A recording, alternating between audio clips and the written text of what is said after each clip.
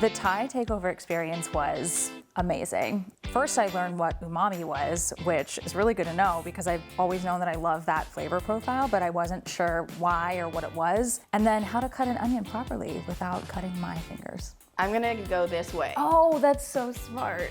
Okay. I've never and thought of since that. you started this way, because I'm gonna go down, not Okay. sideways, Okay. and if I don't have to. When I cook at home, I get overwhelmed really easily when I'm trying to do a couple things at once, but she had such an ease about it and a calm about it that it's like the Brussels and the broccoli got done when they were supposed to, and the chicken and all of that came together really quickly. It just showed me how easy it is.